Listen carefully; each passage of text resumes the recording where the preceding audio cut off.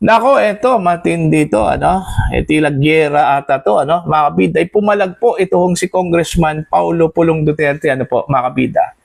Dito ho sa matindihong akusasyon po, ano, ni Ombudsman Boying Rimulya sa Davao City, mga kabida, ano po. Mantakin nyo, tinawag po niyang epicenter po ang Davao City, mga kabida, pagdating ho sa flood control corruption. Dahil meron dong ecosystem of corruption ang Davao City. Ibig sabihin, mahirap daw mga kabida na i-access yung mga dokumento, ano, mga kabida, walang nagsasalita. Okay? Kaya nga, iniimbestigahan po nila ito. Okay? Although, inamin po niya na wala pa pong conclusion sa kanilang investigasyon, pero meron na po siyang conclusion. Diba? Nakakalito eh. Wala pa raw conclusion sa kanilang investigasyon sa Davao City, pero meron na po siyang conclusion na meron pong ecosystem of corruption ang Davao City, ano, mga kabida, ano po. O eto, pakinggan natin to Itong tanong po mga kabida ni Congressman Antonio Tinio, ano po, dito ho kay Ombudsman Boying, ano po, sa isang pagdinig po mga kabida dyan po sa House of Representatives. Sobrang ginagawa ang ombudsman sa pag-imbestiga sa mga flood control corruption issues sa panahon pa ng nakaraang administrasyon. Opo, at hindi lang ho madali talaga sapagkat sabihin natin, ang epicenter po ng flood control bago dumating ang Marcos administration ay Davao City. Ang ecosystem of corruption po mabigat. Mahirap pong pasuhin. Mahirap pong kumuha ng impormasyon. Marami hong taong hindi nagsasalita, pero hindi ko kami tumitigil. Davao po yung ecosystem na aming tinutukoy. At kasi doon ho marami pondo na pumasok daw sa flood control. Yan po yung aming kinakalap ng gusto. At meron pa ho mga lalawigan na aming tinitingnan sa panahong yon upang makita yung pattern kung saan po nagsisimula yung mga pattern. Your Honor. Okay, so malinaw po ang sinabi, no? Epicenter of corruption. Control, Your Honor. Flood control Flood project. control corruption ang Davao City noong panahon ng nakaraang administrasyon. Opo, but I will not draw that conclusion immediately. Ito po yung pinag-aaralan namin kasi ang mahalaga po, makita namin ang ebidensya sa ground, Your Honor. Meron po bang ginagawa? Ayan. I will not draw that conclusion, Your Honor. So, ibig sabihin, hindi pa po sila tiyak, ano, mga kabida, na mayroong corruption. Pero sinabi na po niya, ano, na mayroon pong ecosystem, matindi daw yung ecosystem of corruption, ano, sa Davao City. Hindi pa nga nila alam, ano, kung mayroon bang corruption na nangyari, ano, mga kabida, during the time of former President Rodrigo Roa Duterte. Oh, bakit nagkaroon po siya ng conclusion po, ano, mga kabida? Diba? Halata talaga, ano, na tinatarget po nila ang Davao City, ano po, mga kabida. Diba? Oh, kumbaga, nahuli po sa sariling bibig po, ano, mga kabida, si Boying Rimulya. Okay? Na tinatarget po nila ang Davao City. Okay? Kaysa dun ho sa ibang mga lugar po, ano, na meron hong flood control projects din, ano, mga kabida, ano po. See? Isa lang po yung tanong. General question po, ano, mga kabida, ni Congressman Tinio kay Ombudsman Boying. Ano ba ang ginagawa nila sa investigasyon sa flood control projects? Yun lang po yung tanong eh. Tapos bigla hong lumitaw yung pangalan po ng Davao City, ano, mga kabida, ano po. Okay? Na ang Davao City daw, keso ang epicenter daw ng flood control, ano, mga kabida, matindi daw ang ecosystem of corruption po doon, ano.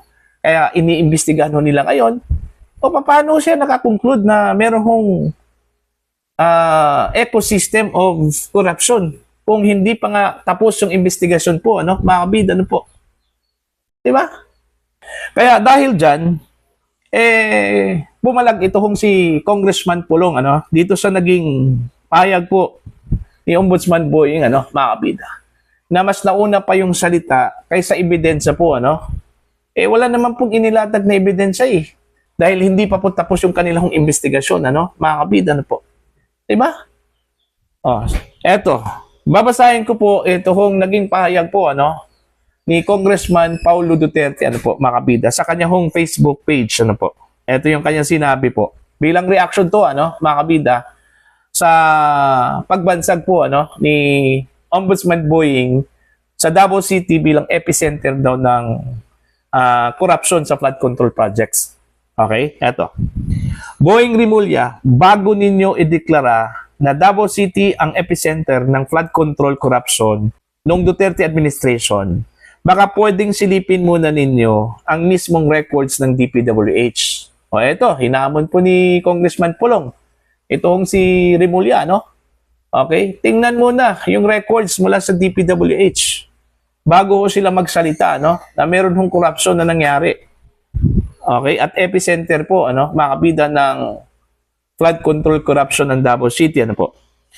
Nang maupo ako bilang congressman ng 1st District of Davao City noong 2019, DPWH 11 furnished me a copy of its list of completed projects covering 2020 to 2022. I have my copy, ano? Sabi po ni Pulong, ano? Mga kabida. Kung wala kayo, sabihin ninyo at padadalhan ko kayo para pare-pareho tayong may binabasang dokumento bago magbitiw ng mabibigat na akusasyon. Ayan. At kung iimbestigahan ninyo ang Davao City, dapat hindi lang during my term po, ha? 2019 lang po ako naupo na congressman sa aming lugar. Long before I became congressman, Nograles po ang congressman sa aming distrito. Kung seryoso tayo sa paghahanap ng katotohanan, wala dapat pinipiling taon, pangalan, partido o administrasyon. Kung may anomalya, imbestigahan. Kung may ebidensya, ilabas. Pero huwag gawing shortcut ang political narrative para makabuo ng konklusyon. Malaki pa rin ang tiwala ko sa ombudsman bilang bantay ng kaban ng bayan. Hindi lang naman kayo ang ombudsman. Naniniwala akong marami pa ring opisyal at empleyado dyan na may malasakit, integridad at konsensya para sa bayan. Kaya sana, Jesus Crispin Rimulya, huwag sana tayong padalos-dalos sa pagbitiw ng mga salita na baka ikasisira lang ito ng kredibilidad ng institusyon. Lalo na at nasa pag-iimbestiga pa lang kayo na stage. Ang ombudsman ay dapat naghahanap ng katotohanan, not convenient villains. At kung Davao ang tinutukoy ninyong epicenter, then show us the complete records. Lahat ng taon, lahat ng proyekto, lahat ng pangalan, walang pili, walang exempted. Kumusta na pala yung iniimbestigahan ninyo na trilyong pisong flood control corruption mula 2023 hanggang kasalukuyan? May listahan din ba sila ng nakumpletong mga infra projects tulad ng sa Davao City 1st District? And speaking of baha, parang ilang linggo na yata ang baha sa iba't ibang bahagi ng Luzon na hindi pa rin humuhupa. Mukhang mas malubha pa yata ang mga yan kaysa flood control epicenter na bansag ninyo sa mahal kong Davao. Ayan. So yun po yung naging reaction po, ano, mga kabida ni Congressman Paulo Duterte, ano po, dito sa bintang po, ano, mga kabida ni Ombudsman Boying, ano, na ang Davao City daw ay meron daw ecosystem of corruption. Okay? Meron daw ecosystem of corruption, ano po, epicenter ng flood control. Ang pagkakaintindi ko po, ano, dun ho sa sinabi po niyang epicenter, siguro malaki po yung bulk ng budget, ano, mga kabida, na binuhos po sa Davao City during the time of former President Rodrigo Roa Duterte, ano po. Okay? Yun yung ibig sabihin po niya ng epicenter. Kumbaga, sentro ba, ano, mga kabida, ng budget. Okay? Pero ang hindi ko lang gusto dun sa sinabi po niya na mabigat daw yung ecosystem of corruption. Okay? Yun ang hindi ko gusto dahil unang-una po, wala pa nga silang conclusion eh. Hindi pa nga tapos yung kanilang investigasyon tapos meron na po siyang conclusion mga kabida na mabigat ang ecosystem of corruption sa Davao City. Ano po? See? Inconsistent po mga kabida sa kanyang mga sinabi itong si Ombudsman Boying. Okay? So halatang halata talaga mga kabida na meron pong ibang pakay itong si Ombudsman Boying. Lalong-lalo na po, since Davao City is connected to the Dutertes. Okay? Siguro gusto po niyang ipalabas po, mga kabida, na because of the Dutertes, ganito po kalawak po ang corruption sa Davao City, mga kabida, Okay? Yun yung aking conclusion, Opinion ko lang po yun, mga kabida, po. See? Saan ka po nakakita mga kabida na nag-uumpisa pa lang ang investigasyon? Inamin po ni Ombudsman during the question and answer portion po mga kabida na ipinarinig ko kanina sa inyo na hindi pa concluded yung kanilang investigasyon. Okay? Iniimbestigahan pa lang nila mga kabida pero meron na po siyang conclusion. Ang Davao City meron pong mabigat na ecosystem of corruption po, mga kabida. See? Nakakalito, Ay, nako. Lahat ng attention, focus, mga kabida ng gobyernong ito, Davao City. Pero hindi ho sila nahiya, mga kabida, na mismong si Secretary Frederick Go, okay, yung secretary po ng Department of Finance. Ginawa rin po niya mga kabida ang Davao Region bilang the 5th largest economy sa buong Pilipinas. Alright? And Davao City is part of Davao Region. Okay, ni-research ko po mga kabida. In 2024, Davao City is the 5th largest economy. Combine yan, highly urbanized cities and provinces. Sa buong Pilipinas po yan, mga kabida. Ang nag-number 1 po doon is Quezon City. Meron pong 1.something trillion pesos po. Okay? Yung kanilang ekonomiya, mga kabida. Okay, sumunod po yung Makati and then Maynila, puro trillion. Okay? Then, ang pang-apat ay forgot kung anong lugar po yon. Basta ang pang-5 po mga kabida is Davao City. Taguig pala. I think 600 billion pesos plus, Then Davao City, mga kabida, 574 billion pesos po. Okay? 5th largest economy sa buong Pilipinas.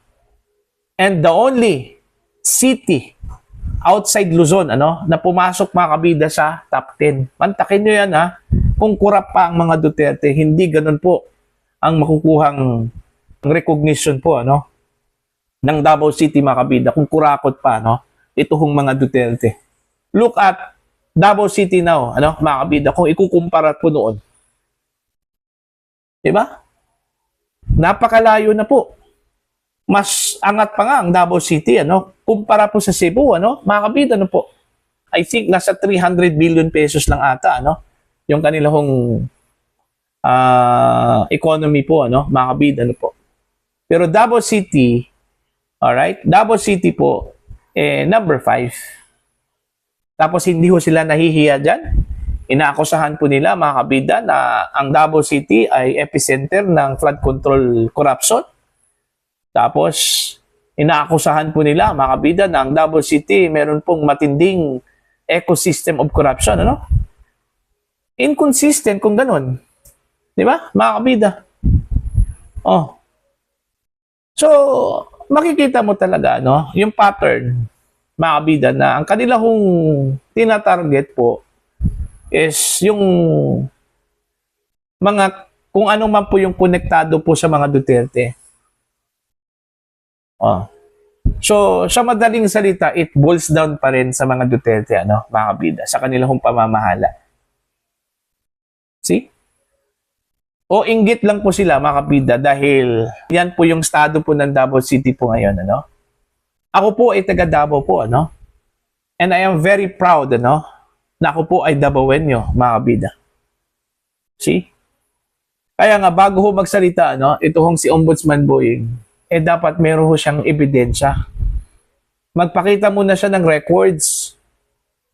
Kasi nakakahiya po yan, ano, mga kabida, ombudsman at that. Tapos magsasalita, magkukonclude na hindi pa po tapos yung kanilang investigasyon, ano? See? Kumbaga, sinisintensyahan na po niya ang Davao City, mga kabida, na wala pa pong conclusion yung kanilang investigasyon, ano po? See?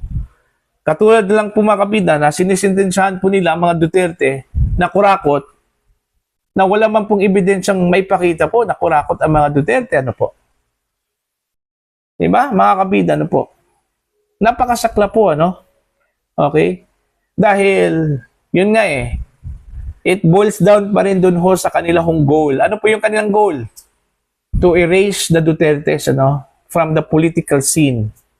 Yun yung goal nila Okay? Unang-una, itong impeachment trial po ni Sara Duterte, hindi man talaga ito for accountability po Ang goal talaga dito is to prevent her from running in 2028. Kasi takot po sila, mga kabida, na baka ho maging Pangulo itong si Sara Duterte, lagot po silang lahat, ano, mga kabida. Lahat ng nakaupo sa kasalukuyang administrasyon, ano.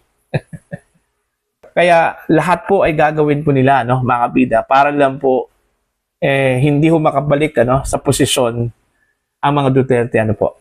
Lalong-lalo na po, ano, mga kabida, ito hong si Vice President Sara Duterte. Okay?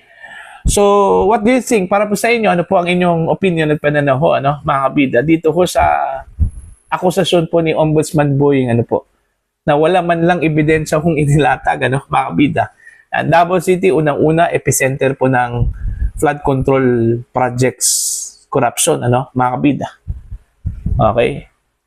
Davao City, meron daw matinding ecosystem of corruption, ano, dahil mahirap daw i-access yung mga records, wala daw nagsasalita, ano, mga kabida. Baka sa guni-guni lang po siguro yan, ano, ni Ombudsman Boying, na hindi ho accessible yung mga dokumento, ano, ng Davao City, ano po, mga kabida. Public documents yan, tapos hindi ho pwedeng ma-access. Kalokohan po yun, ano, mga kabida, ano po. Please comment down sa mga hindi pa po subscriber po sa channel. Please subscribe, just click the subscribe button, click the notification bell, click all para updated po kayo, mga kabida, sa aking mga uploads. Maraming salamat po sa inyo lahat.